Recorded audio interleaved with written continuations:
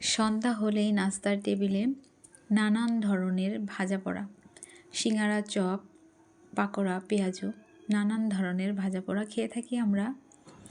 আর তেমনই একটা ভিন্ন স্বাদে নতুন রূপে আমি একটা ইউনিক রেসিপি নিয়ে আপনাদের মাঝে হাজির হয়েছি। আজকে আমি আপনাদেরকে দেখাবো মিষ্টি আলুর পাকোড়া করে। তো এখানে আমি মিষ্টি আলু নিয়েছি 2টা। মিষ্টি আলুটা ভালো করে ধুয়ে নিচ্ছি, ধুয়ে তারপর ছিলে নিব। আর নিয়েছি হাফ বাটি মসুর ডাল। এটা যে কোনো ডাল দিয়ে বানানো যায়, তবে মুসুরির ডালটা দিলে বেশি মজা লাগে খেতে। আমি ভিজিয়ে রেখেছি ডালটা 1 ঘন্টা খানিক। তারপর ভালো করে পানি দিয়ে ধুয়ে নিয়েছি। এই যে এটা আমি বাটবো না, আস্তই রেখে দিব, তার জন্যই আমি এটা ঘন্টা খানিক ভিজিয়ে রেখেছি। আসসালামু আলাইকুম, শাহিদা ভিলেজ ব্লগে আমি আজকে মিষ্টি আলুর পাকোড়া করে দেখাবো। এখানে আমি মিষ্টি আলু 2টা নিয়েছি ধনিয়া পাতা, জিরা মশলা আমি গুঁড়ো করে নিয়েছি, জিরা আর হচ্ছে যে এলাচ, আর এখানে দিয়েছি ধনিয়া। এই 3টা আমি একসাথে ভেজে গুঁড়ো করে নিয়েছি। 2টা পেঁয়াজ কুচি করে, আর 3টা কাঁচামরিচ কুচি করে নিয়েছি।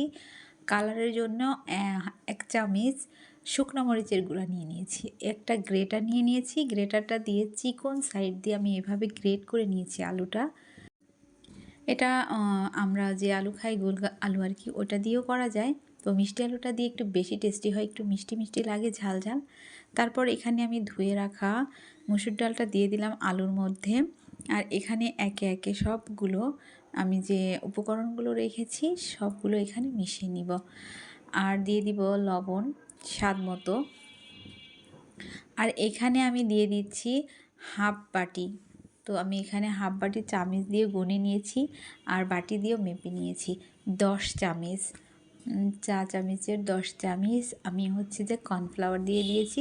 কর্নফ্লাওয়ার দিয়ে আমি ভালোভাবে মেখে নিব। ভালো করে মেখে এখানে চাইলে আপনারা হচ্ছে যে চালের গুঁড়াও দিতে পারেন, তবে কর্নফ্লাওয়ারটা দিলে মুচমুচে একটা ভাব আসে, খেতে ভালো লাগে। আর এটা আপনার ইচ্ছা, তেলে ছাড়বেন আর উঠাবেন, কোনো ঝামেলা নাই যে কোনো কিছুর শেপ দিতে হবে। কারণ কর্নফ্লাওয়ার আর মসুর ডাল আছে যেহেতু, এটা অনেক বেশি মুচমুচে হবে, আর ছাড়লেই ওখানেই আটকে থাকবে, এটা কোনো মানে ছড়িয়ে যাবে না। তো আমি এভাবে হাত দিয়ে এরকম করে দিচ্ছি, আবার অনেকগুলো পেঁয়াজুর মতো ছড়িয়েও দিয়েছি। আমার সবগুলো একে একে ভাজা হয়ে গেছে, আর একটু আছে, ওটাও আমি ভেজে নিচ্ছি এখন। বাদবাকিটা লাস্টেরটাও ভেজে নিচ্ছি। আর বিশ্বাস করেন এই মিষ্টি আলুর পাকোড়াটা এতটা মজা হয়েছে, না খেলে বিশ্বাস করবেন না। যদি ভালো লাগে আর কি, অবশ্যই ট্রাই করে বাসায় দেখতেই পারেন। আর মিষ্টি আলু কিন্তু অসম্ভব মজার আর অনেক হেলদি একটা খাবার। রোজা যেহেতু চলে আসছে, বাড়িতে ট্রাই করতে কী দোষ। যদি আপনাদের ভিডিওগুলো ভালো লাগে অবশ্যই লাইক, কমেন্ট আর বেশি বেশি শেয়ার করে দিবেন, আর সাবস্ক্রাইব করে দিবেন। পাশে থাকা বেল আইকনটি অবশ্যই প্রেস করে রাখবেন, যাতে আমি কোনো ভিডিও দিলে আপনাদের এখানে তাড়াতাড়ি চলে যায়। আর আপনারা সুন্দর সুন্দর কমেন্ট করেন, আমার অনেক বেশি ভালো লাগে। সবাই খুব ভালো থাকবেন। আল্লাহ হাফেজ।